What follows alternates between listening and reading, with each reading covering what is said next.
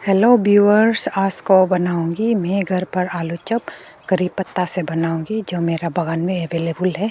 तो मेरे बच्चों के लिए मैं बनाऊंगी, और आज वेदर भी बहुत ठंडा है, ठंडा का मौसम है। तो मैं खुद के लिए एक बढ़िया स्पेशल चाय भी बनाऊंगी, और मेरे बच्चे को खाने के लिए बहुत पसंद है। तो मेरा बच्चे भी मुझे मदद कर रही है यहाँ पर।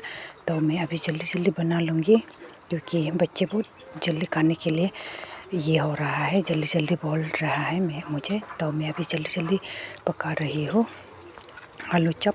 और इसके साथ में मैं साइड में एक टमाटर का चटनी भी बनाऊंगी। आलू चॉप के साथ में टमाटर चटनी का रेसिपी बहुत टेस्टी होता है, बढ़िया आता है टेस्ट, इसलिए मैं बनाऊंगी। और अभी मैंने चटनी को भी बना लिया है। अभी मैं बनाऊंगी चाय, और चाय की स्पेशल चाय बनाऊंगी। वैसे मुझे बहुत चाय का आदत है, चाय पीना बहुत पसंद है। तो मेरा चाय रेडी हो गया है, अब मैं खा लूँगी। Thanks for watching.